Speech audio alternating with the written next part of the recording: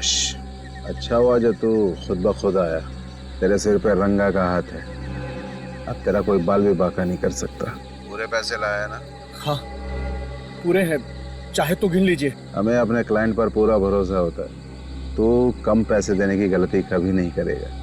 अच्छा एक काम कर, बाहर निकल, ब्रीफकेस सड़क पे छोड़ और जा। ठीक है।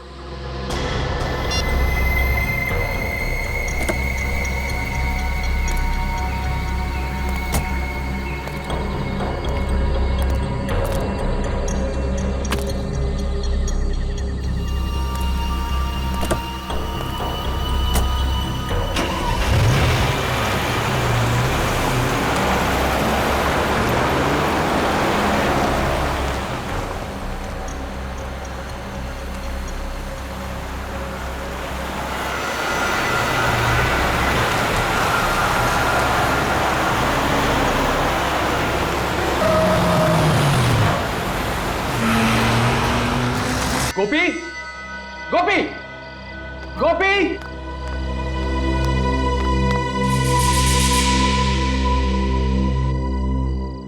गोपी, गोपी, जी साहब, गोपी, आया साहब। कहां थे तुम? तुम्हें पता है ना कि रोज रात को खाना खाने के बाद मुझे चाय चाहिए होती। जी सब लाया। जल्दी लेकर आ।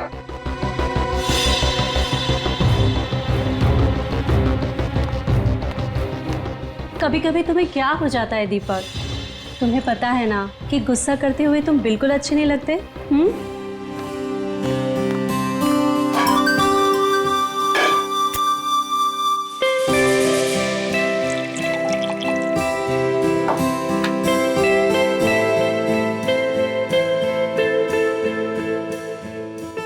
दीपक, कल सुबह इगतपुरी जाने का मेरा कोई मूड नहीं है। अम्मा डार्लिंग, मूड तो हम लोग बनाने जा रहे हैं ना, तो मूड तो वहां जाकर बन ही जाएगा।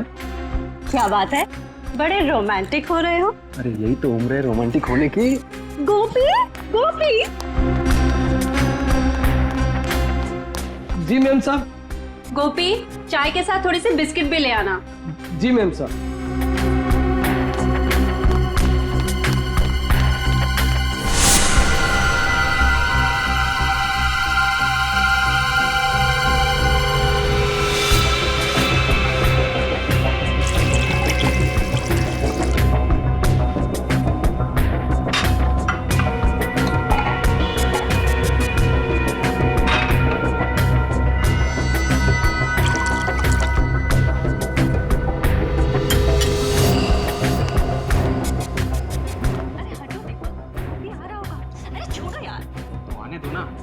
शादी की है मैंने तुमसे, कोई भगा के थोड़ी लाया हूं। हटो हटो, छोड़ो।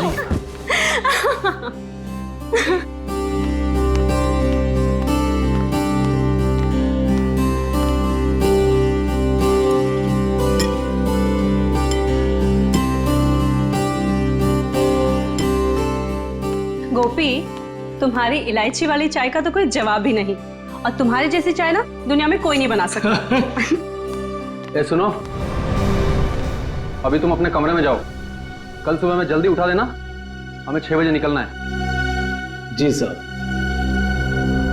जाओ।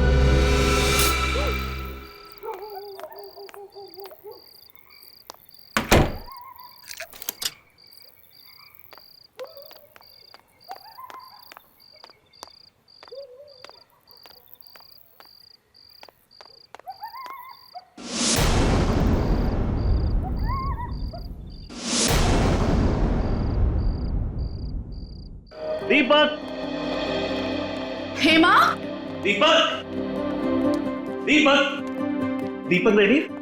नहीं साहब, अभी तक तो वो लोग सो रहे हैं। क्या? हमें 6 बजे बुला के खुद सो रहा है? दीपक, दीपक, क्या हुआ? कुछ जलने की बू आ रही है ना? मुझे भी आ रही है। तब आओ देखते। दीपक,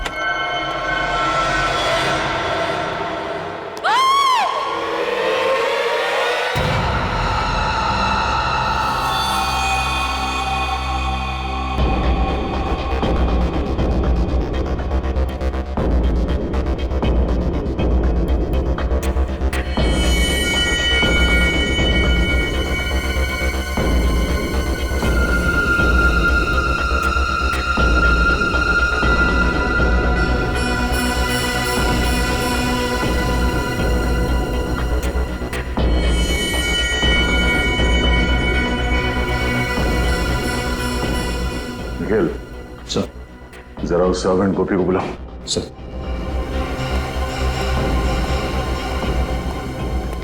गोपी, इधर आओ।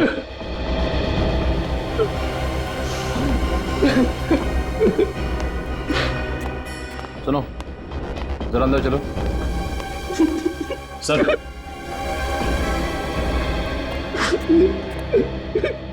गोपी, कल रात जब यहाँ पे आग लगी तब तुम कहाँ थे? सर, अपने कमरे में सो रहा था। तुम सो रहे थे?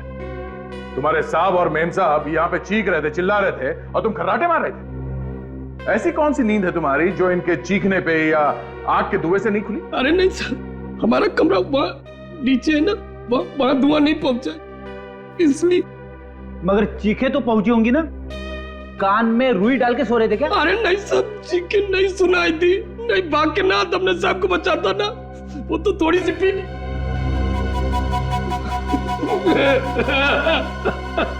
शर्म आनी चाहिए तुम्हें। अगर तुम शराब के नशे में नहीं होते तो शायद तुम्हारे साहब और मेम साहब आज जिंदा होते।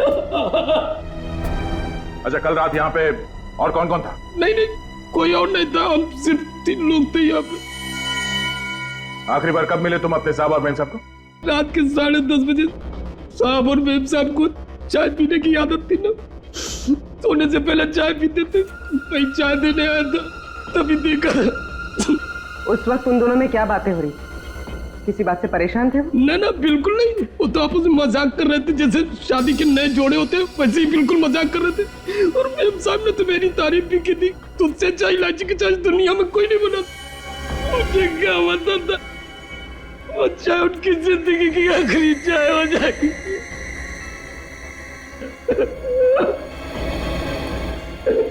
कमाल है, इस कमरे में आग लगी पर पलंग और गद्दे के अलावा यहाँ पे और कुछ नहीं जला। पर सर, जब दीपक और रीमा आग में जल रहे थे वो चुपचाप सोते रहे।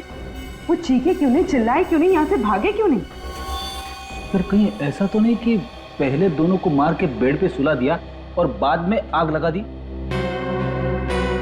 अब ये तो डॉक्टर सालों के ही बताएंगे कि मार के सुलाया है या सुला के मारा है।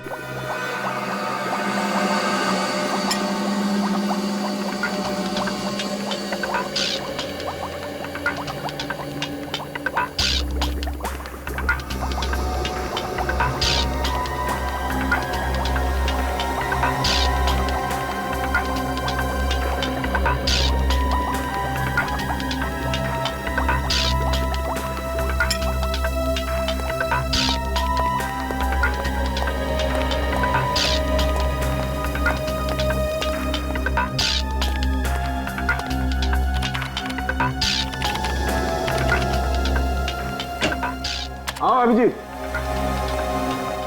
भाई, तुम लोगों का अंदाजा एकदम सही था। ये दीपक और हेमा वाकई इस हालत में नहीं थे कि अपने आप को आग से बचा सके। मतलब दोनों जख्मी थे? नहीं ब्रेडी, जख्मी तो कतई नहीं थे, क्योंकि ना तो इन दोनों के शरीर पर गोली का निशान था, ना किसी चाकू का निशान था, और ना ही किसी और तरीके की चोट का निशान था। तो फिर इन्होंने अपने आप को बचाने की कोशिश क्यों नहीं की? गैरी हैथर की वजह से। गैरी हैथर? ये क्या है डॉक्टर साहब? पूर्वी एक किस्म का केमिकल होता है जो अधिकतर एनेस्थीसिया या बेहोश करने की दवाइयों में मिलाया जाता है, और वही गैरी हैथर मुझे इन लोगों की चाय में मिला। ओह, तो जब आग लगी थी तो दोनों बेहोश थे?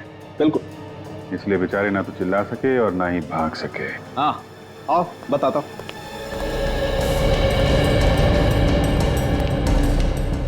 ये देखो, टेबल लैंप के इस वायर को शॉर्ट किया गया। अब जैसे ही ये टेबल लैंप जला होगा, ये वायर धीरे धीरे गर्म होना शुरू हुआ और इतना गर्म हो गया होगा कि इसमें स्पार्क हुआ होगा, और उस स्पार्क की वजह से आग लग गई होगी। ओह, तो आग इससे लगी? ये तो तुम लोग पता करो। आग कैसे भी लगी हो डॉक्टर साहब, लेकिन ये तो पक्का है कि दोनों का खून हुआ है। एक मर्डर है। खूनी को मालूम था कि दोनों रात में सोने से पहले चाय पीते, इसलिए चाय में उसने बेहोशी की दवा मिला दी और दोनों को बेहोश कर दिया। कुछ देर के बाद शॉर्ट सर्किट हुआ और आग लग गई। सर, घर का नौकर गोपी कह रहा था कि रात को 10:30 बजे चाय देने के बाद वो अपने कमरे में सोने चला गया था। रात को मेन गेट उसी ने बंद किया, और फिर सुबह उसी ने खोला। सर तो कहीं ये सब गोपी ने तो नहीं किया? हो सकता है। मुझे लग रहा है कि ये काम अकेले गोपी के बस का नहीं है, कोई और भी है जो इसके साथ मिला हुआ है। पहले एक काम करते हैं, दीपक और हेमा इनकी पूरी डिटेल्स निकालते हैं, इनकी पूरी हिस्ट्री। जी हाँ, वो सारी डिटेल्स मुझे जल्दी से जल्दी चाहिए। थैंक यू सर, ये रही दीपक की जन्म कुंडली। Very good. पिछले 6 महीनों में उस पर 2 बार हमला हो चुका है, पर किस्मत से वो दोनों बार बच निकला। और दोनों बार जब इस पे हमला हुआ तो ये मीटिंग के लिए अकेला जा रहा था। सर अगर ये कोई बिजनेस से रिलेटेड दुश्मनी होती फिर तो उसे दीपक के पार्टनर मनीष को भी अपना निशाना बनाना चाहिए, सिर्फ दीपक ही क्यों? वही तो हैरानी की बात है सर, ये दीपक और मनीष हमेशा साथ साथ जाते थे मीटिंग करने के लिए, पर जिन 2 दिनों में दीपक पे हमला हुआ 7 मार्च और 14 मई को, तब मनीष उसके साथ नहीं था। मनीष कैसे साथ होता? दीपक की मौत से सबसे ज्यादा फायदा होगा मनीष को, और दीपक के घर बिना रोक टोक कौन आ जा सकता है? मनीष। दीपक सोने से पहले चाय पीता था, यह बात किसको मालूम होगी? गोपी और मनीष को। सर दीपक मेरा बिजनेस पार्टनर ही नहीं बल्कि मेरा दोस्त था, दोस्त नहीं बल्कि मेरे भाई जैसा था। अगर दीपक तुम्हें इतना ही प्यारा था तो उसका खून क्यों करवाया तुमने? क्या कह रहे हैं आप? मैं दीपक को क्यों मरवाऊंगा? 7 मार्च और 14 मई को जब दीपक मीटिंग्स के लिए जा रहा था तब उस पे जानलेवा हमले हुए थे या नहीं? जी हुए थे। और दीपक के साथ तुम हर मीटिंग में जाया करते हैं। जी। तो फिर इन 2 मीटिंग्स में तुम दीपक के साथ क्यों नहीं गए? शायद मेरी किस्मत अच्छी रही। तुम्हारी किस्मत अच्छी नहीं थी, बल्कि ये दोनों हमले तुम्ही ने करवाए। लेकिन सर मैं ऐसा क्यों करवाऊंगा? क्योंकि दीपक के मरने से सबसे ज्यादा फायदा तुम्हें होने वाला, ये सारा बिजनेस तुम्हें मिल जाता, तुम इसके अकेले मालिक बन जाते। वो तो दीपक नहीं मरता तब भी मैं मालिक बन जाता। क्या मतलब? देखिए, दीपक इस बिजनेस से परेशान हो चुका था और उसने ये बिजनेस छोड़ने का फैसला कर लिया था। क्यों? आइए मेरे साथ।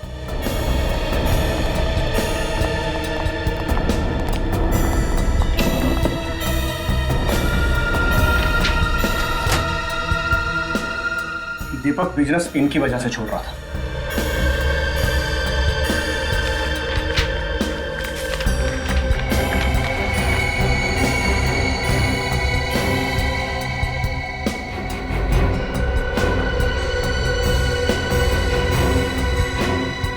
ये तो धमकी भरी चिट्ठियां हैं। ये चिट्ठियां कौन भेजता था? पता नहीं सर, है कोई गुंडा जो हर महीने हमसे 5 लाख रुपए मांगता था और कहता था अगर पैसे नहीं दोगे तो 5 लाख टुकड़े कर दूंगा। तुमने पुलिस में रिपोर्ट नहीं लिखवाई? नहीं सर, दीपक इन चीजों की परवाह नहीं करता था और वो इस दादागिरी के सख्त खिलाफ था, और मुझे भी वो पैसे देने से मना करता था। ये चिट्ठियां आती कैसे थी? कभी गाड़ी के कांच पर लगी हुई मिलती थी तो कभी ऑफिस के दरवाजे के नीचे मिलती थी। अरे साहब, आप लोग ये क्या कह रहे हैं? साहब की चाय में बेहोशी की दवा क्यों मिलाऊंगा आखिर में? ताकि दीपक और हेमा सोते रहे, कमरे में लगी आग से वो खुद को बचा ना पाए। इतनी घिनौनी हरकत तुम सपने में भी नहीं कर सकते। और साहब के साथ नमक हरामी करने से पहले हम अपनी जान न दे देते। समझ क्या रखे आप लोग? देख, ये सब बातें किताबों में अच्छी लगती हैं, और सच तो ये है थोड़े से पैसे के चक्कर में तेरा ईमान टकमका गया। तूने अपने साहब और मेम साहब की जान ले ली, समझा? अरे झूठे साहब, ये झूठे। किसने दिए थे तुम्हें पैसे ये सब करने के लिए? बताओ। किसी ने नहीं दिए सब। तो फिर तुमने चाय में वो नशे की दवाई क्यों मिलाई? हाँ, लैम्प के साथ छेड़खानी क्यों की तुमने? बोलो, शॉर्ट सर्किट क्यों किया? उस लैम्प को मैं क्या छूऊंगा? मैं कैसे छेड़खानी कर सकता हूँ उसको? मुझे तो वो बाथरूम का जो पानी गर्म करने वाला होता है वो भी चलाना नहीं आता, तो इसको क्या छूऊंगा सर? इस घर में सिर्फ 3 लोग रहते, दीपक, हेमा और तुम, जिनमें से 2 मर चुके हैं, तो बचे सिर्फ तुम। नहीं, कल एक आदमी और आया था, उसने लैब के साथ छेड़खानी की होगी, उसने छुआ होगा। कौन आया था? वो बिजली वाली दुकान में जो होता है ना, क्या कहते हैं? इलेक्ट्रिशियन वाला। हाँ, इलेक्ट्रिशियन। कितने बजे आया था? 7:30 बजे। किस लिए आया था? वो बोला था कि हाँ साहब के कमरे का एसी ठीक करना। अच्छा, तुमने बुलाया था उसे? नहीं, मैंने नहीं बुलाया था। तो फिर किसने बुलाया? साहब ने बुलाया होगा। तुमने उसे यहाँ से बाहर जाते हुए देखा? नहीं साहब, वो उस समय तुम्हें किचन में था, कब चला गया पता ही नहीं चला। इसका मतलब सर वो इसी घर में कहीं छुपा हुआ था। हाँ, और उसी ने मौका मिलते चाय में नशीली दवाई मिलाई और स्लैम का शॉर्ट सर्किट कर दिया। मिल गया। 59 गीता मार्ग बलवंत नगर। हाँ सर, इस एड्रेस पर कल हमारा इलेक्ट्रिशियन गोपाल गया था सर। गोपाल को बुलाओ। मगर आज तो वो काम पर आया नहीं सर। तो फोन करके जल्दी बुलाओ उसे, जरूरी बात करनी है। सर मैं सुबह से कई बार ट्राई कर चुका हूँ, लेकिन उसका फोन स्विच ऑफ आ रहा है। लगता है उस बेचारे की तबीयत ठीक नहीं है। बेचारा? कोई बेचारा नहीं है वो। दो फोन किया उसने। क्या फोन? सर मैंने तो उसे 3 दिन पहले काम पर रखा था सर। इस चक्कर में मैं तो नहीं फंस जाऊंगा ना? उम्मीद करो कि ये गोपाल जल्दी मिल जाए, वरना फंस भी सकते हो। तुम्हारे पास उसकी कोई फोटो वोटो है? वाह, बिना फोटो या बिना आई कार्ड के तुमने किसी को भी ऐसे ही काम पे रख लिया? नहीं सर, मैंने तो आईडी कार्ड मांगा था। उसने कहा कि गांव में भूल गया हूँ, अगले हफ्ते उसका भाई आया तो लेके आएगा। उसका चेहरा तो याद है ना तुम्हें? हाँ सर, बहुत अच्छी तरह। उसका स्केच बनवाओ हमारे लिए।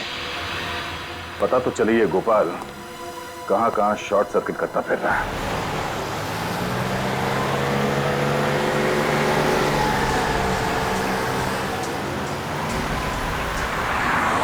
सर उस इलेक्ट्रिशियन ने बहुत लंबी चौड़ी प्लानिंग की दीपक और हेमा को मारने। सर ना सिर्फ उसने उनके लैम्प के तार के साथ छेड़खानी की, बल्कि उनकी चाय में बेहोशी की दवा भी मिला दी। मुझे तो लगता है कि एसी ठीक करने के बाद भी वो घर से गया ही नहीं होगा, वहीं पे कहीं छुप के बैठा होगा, इंतजार कर रहा होगा कि कब वो दोनों वापस आएंगे और कब वो उनकी चाय में वो बेहोशी की दवा मिलाएगा। पर यह बात तो सिर्फ दीपक का नौकर गोपी ही जानता था कि उन दोनों को रात में चाय पीने की आदत है। सर मुझे तो लगता है ये गोपी भी इस जुर्म में शामिल है, क्योंकि सर बिना किसी अंदर वाले की मदद के ये गुनाह कर पाना थोड़ा मुश्किल लगता है सर। गुनाह किसी अंदर वाले ने किया है या किसी बाहर वाले की मदद से किया गया है, ये तो स्केच की पहचान होने के बाद ही पता चलेगा। हाँ श्रेया, अच्छा उस इलेक्ट्रिशियन का स्केच है हमारे क्रिमिनल रिकॉर्ड में? क्या नाम है उसका? ओके ठीक है, हाँ बोलो। अच्छा ठीक है सर, वो इलेक्ट्रिशियन गोपाल एक तनुज नाम का पुराना मंझा हुआ अपराधी। तनुज? और वो धमकी भरे खत, उसका कुछ पता चला? हाँ सर, उन पे लगे हुए इंग्लिश के निशान बताते कि वो रंगा नाम के मुजरिम थे। सर इस रंगा का भी पुराना रिकॉर्ड है, बिल्डर्स बिजनेसमैन वगैरह को धमका के पैसे मिले। तब ये तनुज रंगा के लिए काम कर रहा है। और सर रंगा ने शायद उन दोनों को इसीलिए मरवा दिया क्योंकि दीपक ने उसे पैसे देने से इनकार कर दिया। लेकिन सर हम इस रंगा तक पहुंचेंगे कैसे, क्योंकि हमारे पास इसका कुछ अता पता भी नहीं है। निखिल, चूहे को बिल से बाहर निकालने का सबसे अच्छा तरीका क्या है जानते हो? क्या है सर? चूहे के बिल के बाहर रोटी का टुकड़ा फेंको और आराम से बैठ के तमाशा देखो। इस रंगा नाम के चूहे को बाहर निकालने के लिए रोटी खिलाएगा मनीष, दीपक का पार्टनर मनीष।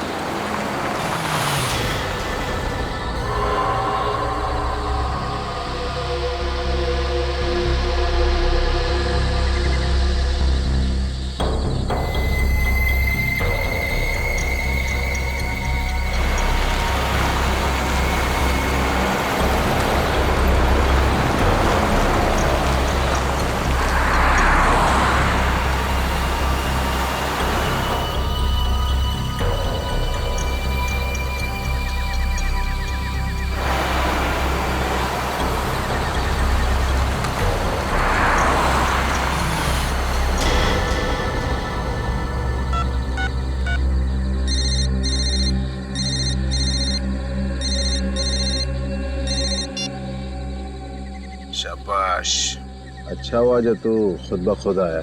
तेरे सिर पे रंगा का हाथ है, अब तेरा कोई बाल भी बाका नहीं कर सकता। पूरे पैसे लाया ना?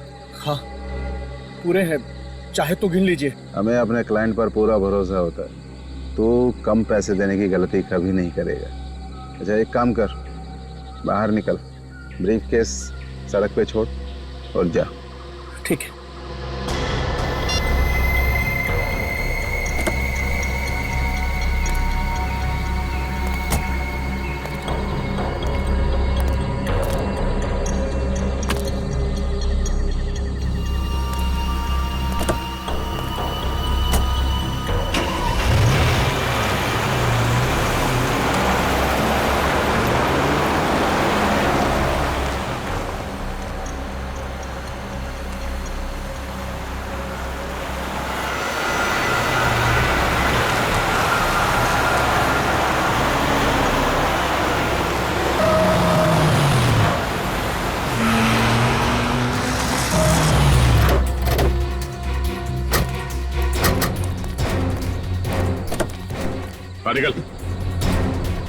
सीआईडी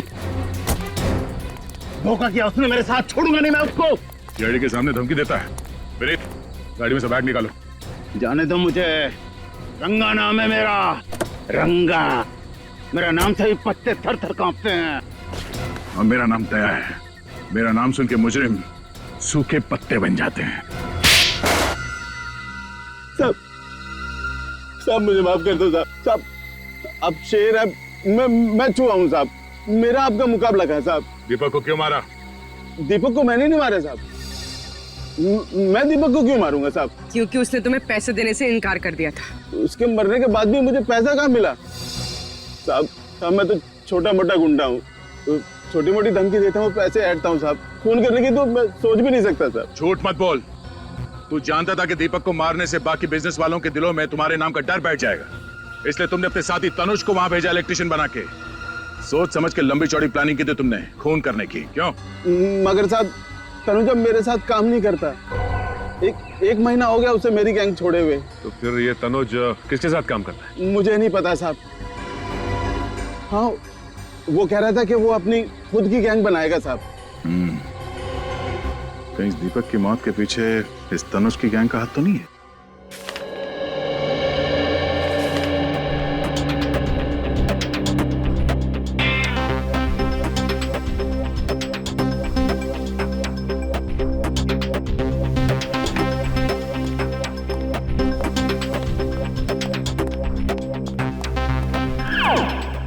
सर, आपने कभी कबड्डी खेली है? कबड्डी? कबड्डी? हाँ, कॉलेज के दिनों में तो बहुतों को चित किया हमने। पर ये सवाल पूछ क्यों रहे हो? कुछ मैच वैच होने वाला है क्या? अरे नहीं नहीं सर, दरअसल बात यह है कि तनुज के लेकर मेरे दिमाग में कुछ सवाल आपस में कबड्डी कबड्डी खेल रहे, और जब तक उन सवालों के जवाब मुझे मिल नहीं जाते तब तक मेरी सांस अटकी रहेगी। अच्छा, चलो बताओ, कौन से सवाल है जो तुम्हारे पेट में उछल कूद रहे हैं? पहला सवाल तो ये कि अगर तनुज रंगा की गैंग में है ही नहीं तो फिर उसने ये जुर्म क्यों किया? ना तो दीपक के घर से पैसे चोरी हुए और ना ही उसकी तनुज के साथ कोई पुरानी दुश्मनी थी। दुश्मनी तनुज की नहीं फ्रेडी, किसी और की थी। कोई तो है जिससे दीपक की मौत से बहुत बड़ा फायदा पहुंचने वाला है, उसने ये सब करवाया है। सर एक अजीब सी बात पता चली। हाँ? क्या बात है? सब परसों हाईवे नंबर 47 पे एक एक्सीडेंट हुआ था किसी नरेश का। उसमें भी हस्बैंड और वाइफ दोनों जलकर मर गए थे। अच्छा, उनका इस केस से कुछ लेना देना है? हाँ सर, 4 बातें एक जैसी इन दोनों केसेस में। पहली, नरेश की भी दीपक की तरह नई नई शादी हुई थी। दूसरी, नरेश और उसकी वाइफ दोनों ने खुद को आग से बचाने की कोशिश नहीं की। और तीसरी बात सर, उन दोनों की बॉडी में से भी वही कैरी हैदर नाम का केमिकल पाया गया जो इंसान को बेहोश कर देता है। और चौथी बात? चौथी और सबसे अहम बात सर, नरेश भी दीपक की तरह अमीर सक्सेसफुल बिल्डर था। बिल्डर? हाँ। है कौन ये सिर्फ बिल्डर लोगों को ही निशाना बना रहा है? इस नरेश और उसकी बीवी की बॉडीज कहाँ हैं? सर उन दोनों की बॉडीज पुलिस मॉर्ग रूम में है। एक काम करो, बॉडीज को फोरेंसिक लैब भिजवा दो। सर नरेश कुमार, इनके घर वालों से भी मिलना पड़ेगा। हमारी तो कुछ भी समझ में नहीं आ रहा है साहब कि खूनी कौन होगा। मेरे बेटे की तो किसी से दुश्मनी भी नहीं थी साहब, किसी से दुश्मनी नहीं। और आपकी बहू प्रीति की? वो बेचारी तो यहाँ ज्यादा किसी को जानती तक नहीं थी, कनाडा में ही पली बड़ी थी। तो क्या उसने शादी के बाद यही रहने का मन बना लिया था?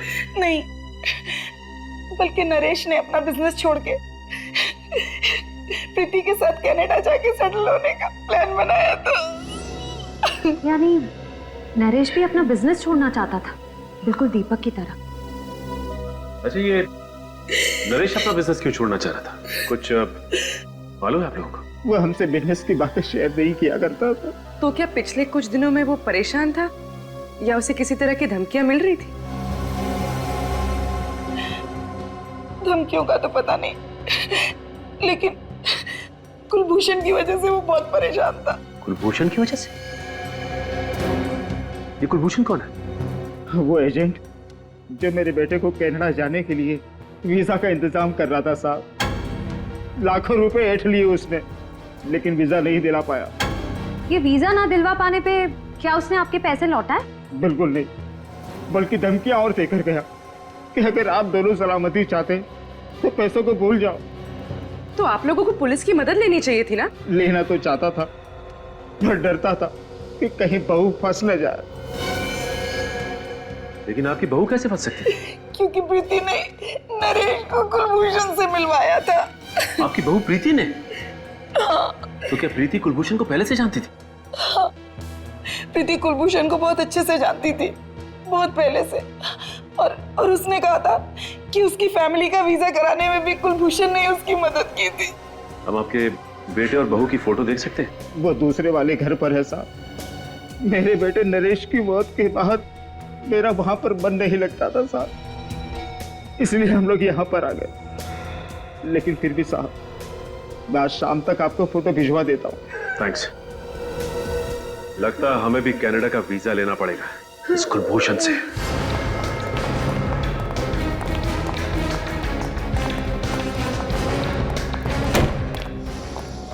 संभाल के भाई। भाई साहब, यहाँ का मालिक कौन है?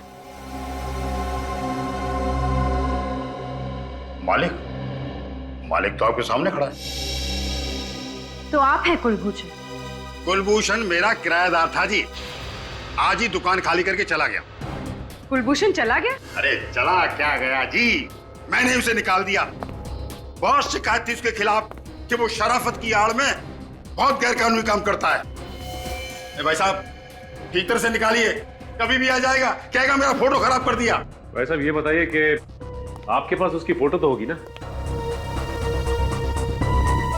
फोटो तो मेरे पास है, और मैं आपको क्यों दिखाऊं? क्यों? देखिए, हम लोग सीआईडी से, और हमें शक है कि कुलभूषण का हाथ दीपक नाम के बिल्डर के खून में भी। वो दीपक कुमार जो 2 दिन पहले अपने घर में जलकर मर गया था? जी हम उसी की बात कर रहे हैं। एक मिनट। ये वो एग्रीमेंट है जिससे दुकान को मैंने किराए पर दिया था।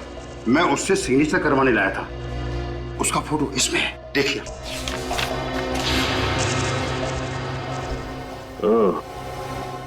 ये है कुलभूषण। सर, लगता है ये दीपक भी इस कुलभूषण के चंगुल में फंस गया था, विदेश जाने के लालच में। अब दीपक के परिवार वाले ही बताएंगे इस कुलभूषण का इतिहास। आप ठीक कह रहे सर, कुलभूषण ही वो एजेंट था जो दीपक को वीजा देने वाला था। मतलब वीजा दिया नहीं? नहीं दिया, पैसे भी पूरे ले लिए। जब भी हम लोग फोन करते यही कहता, आज दूंगा, कल दूंगा, यही कह के हमें बेवकूफ बनाता रहा। दीपक ने तो बोल भी दिया था कि 1 हफ्ते में वीजा बना के दे देना, नहीं तो पैसे लौटा देना, नहीं तो हम पुलिस में कंप्लेन कर देंगे। फिर क्या हुआ? हमने अपना बेटा खो दिया। अच्छा, अब दीपक को धमकी भरी चिट्ठियां आती थी, इसके बारे में कुछ मालूम है आप लोगों को? नहीं, दीपक ने इसके बारे में कुछ नहीं बताया हमें। अच्छा, इस कुलभूषण को कैसे जानते थे आप लोग? हम नहीं जानते थे, हमारी बहू हेमा अच्छी तरह से जानती थी, उसी ने हमें मिलवाया था। पर हेमा तो बाहर पली बड़ी है, तो वो कुलभूषण को कैसे जानती थी? मुझे नहीं मालूम। नरेश को कुलभूषण से मिलवाया उसकी बीवी प्रीति ने, और दीपक को मिलवाया हेमा ने। और सर, हेमा और प्रीति दोनों ही कुलभूषण को अच्छी तरह से जानती थी, विदेश में पली बड़ी होने के बावजूद। लगता है प्रीति और हेमा दोनों का आपस में कोई ना कोई कनेक्शन है।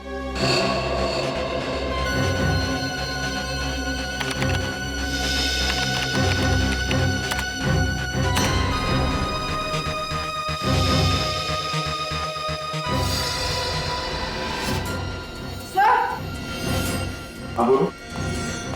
सर, ये कुलभूषण नहीं है, इसका असली नाम रणदीप है। रणदीप?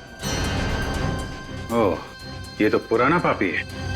इतने सारे केसेस है इसके ऊपर 420 के। हाँ सर, ज्यादातर घपले इसने लोगों को विदेश ले जाने का झांसा देकर किए हैं। अमेरिका, इंग्लैंड, कनाडा, ऑस्ट्रेलिया का परमानेंट वीजा दिलवाने का झूठा वादा करके ये लोगों से लाखों रुपए ऐंठता था। और इसके आखिरी 2 शिकार थे दीपक और नरेश।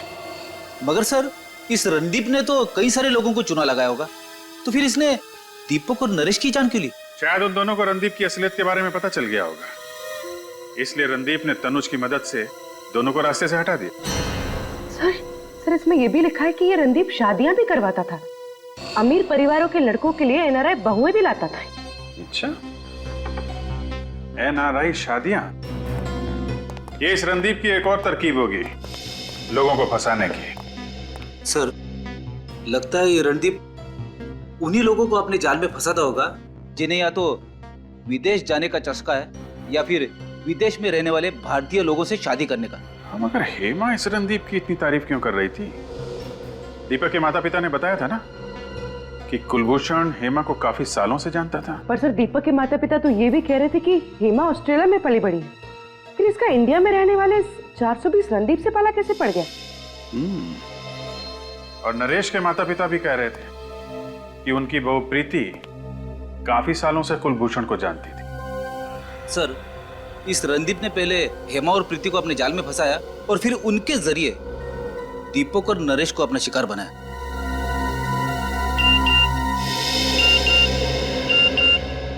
नरेश के पिता का एमएमएस, हमने उनसे प्रीति की फोटो मंगवाई थी ना, शायद वही होगा। हाँ सर, ये प्रीति है। सर ये तो हेमा है। ये इसका मतलब हेमा और प्रीति दोनों एक ही हैं। ये क्या चक्कर है?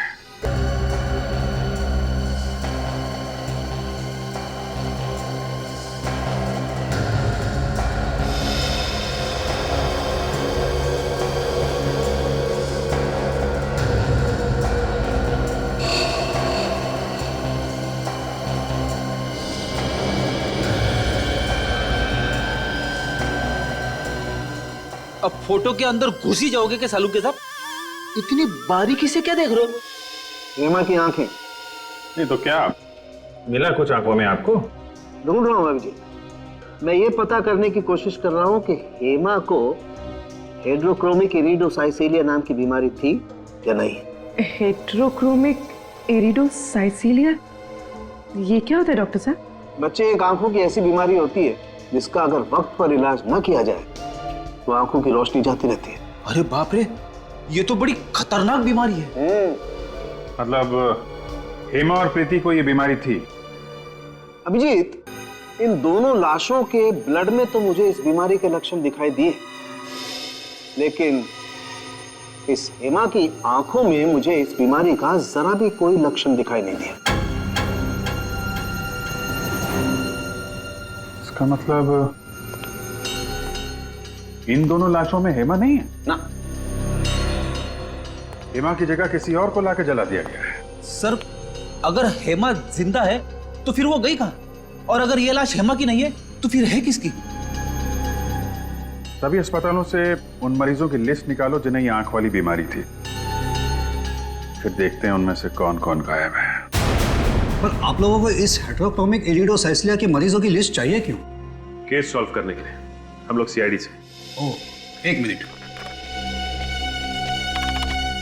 बहुत रेयर बीमारी है ये सर, बहुत कम लोगों को होती है। ये है उन मरीजों के नाम। तो कम से कम 50 नाम है। श्रेया, कम करो, मिसिंग पर्सन्स ब्यूरो की लिस्ट निकालो और देखो इन मरीजों में कोई है क्या।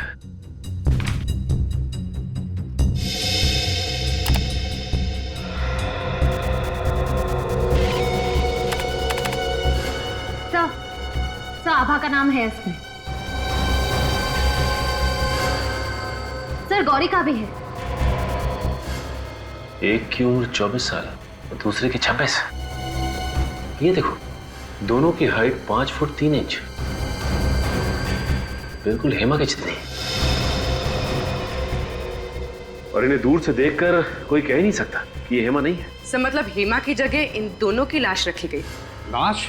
जी हाँ, लाश। हमें शक है कि आभा और गौरी, इन दोनों का खून हो गया है। ये तो बहुत बुरा हुआ सर। भगवान इन दो मासूम बच्चियों के साथ ऐसा कैसे कर सकता है? ये दोनों तो अपना इलाज कराने के लिए विदेश भी जाने वाली थी। विदेश जाने वाले थे? अब बात समझ में आई। इसका मतलब ये दोनों लड़कियां कुलभूषण से मिलने गई थी वीजा के लिए, और जैसे ही कुलभूषण ने इन दोनों लड़कियों को देखा कि ये दोनों हेमा जैसी दिखती है, उनका काम तमाम कर दिया उसने। श्रेय, काम कर, जरा देखो इस लिस्ट में किसी का प्रोफाइल मैच करता है। सर,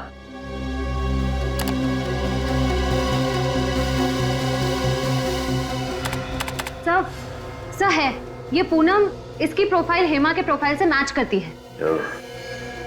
तो इसका मतलब पूनम की जान भी खतरे में है। सर ये रहा बंगला नंबर 23। सर पूनम यहीं रहती है।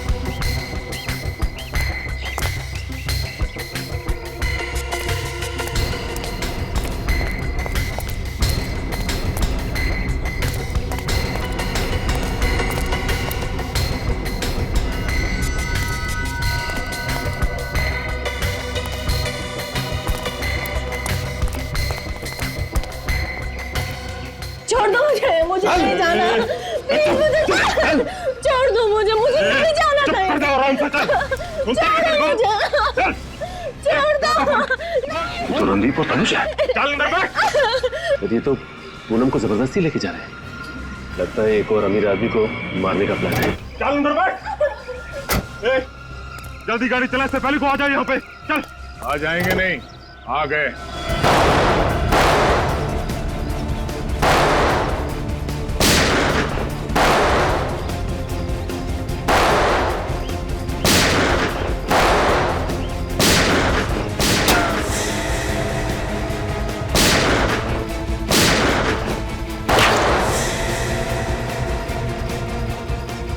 विनीत, कवर करो मुझे। Yes sir.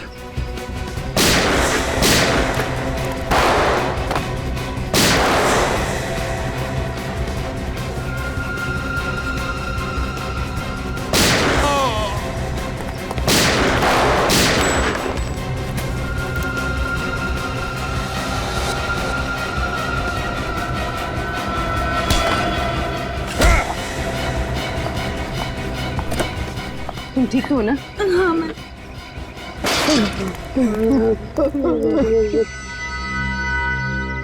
मेरी भतीजी, वो चुन चुन कर अमीर लोगों को फंसा कर शादी करते और मैं उन्हें वीजा का लालच देकर लाखों रुपए ऐंठ लेता था। और जब तुम लोगों को महसूस हुआ कि ये मुर्गी और सोने के अंडे नहीं देगी, तो तुम लोगों ने दो दो खून कर दिए, एक लड़के का और उन मासूम बेचारी लड़कियों का जिन्हें आंखों की बीमारी है। हा? ये तो रणदीप का प्लान था। मैं तो सिर्फ सुपारी लेकर खून करता हूँ। तुम्हारा अगला शिकार कौन है? हा? और किसका करने वाला है?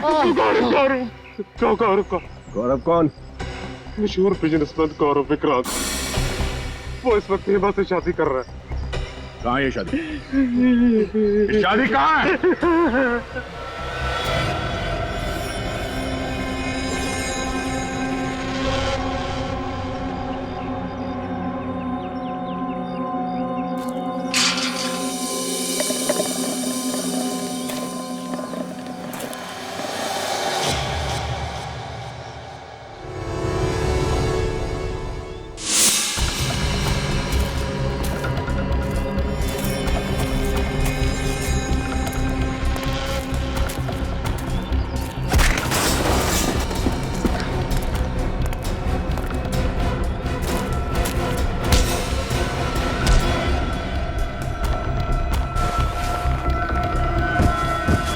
जिस पल का मुझे बहुत दिनों से इंतजार था, आज वो पल आ गया है तनिषा। तुम्हें पता है, तुमसे शादी करना मेरी जिंदगी का सबसे अहम फैसला है। गलत। गलत? सबसे सही फैसला तो ब्राजील जाने का है ना गौरव? गौरव ब्राजील जाए या ना जाए, तुम जरूर जाओगी जेल।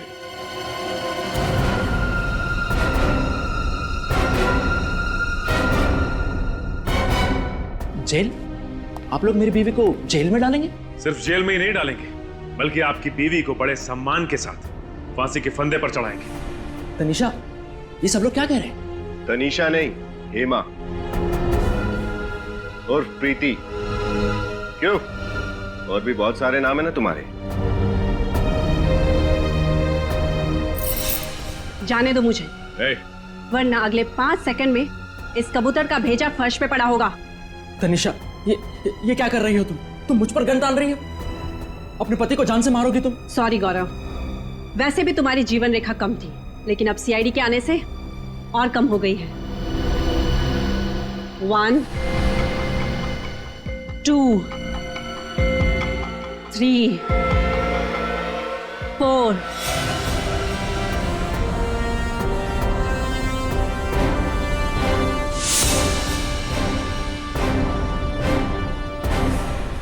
जाने दो मुझे। जाने दूं?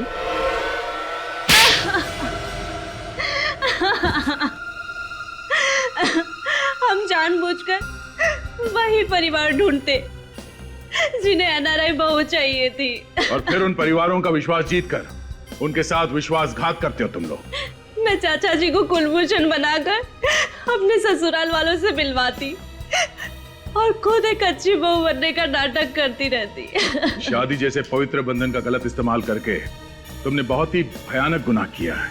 तुम्हें तो फांसी ही होगी।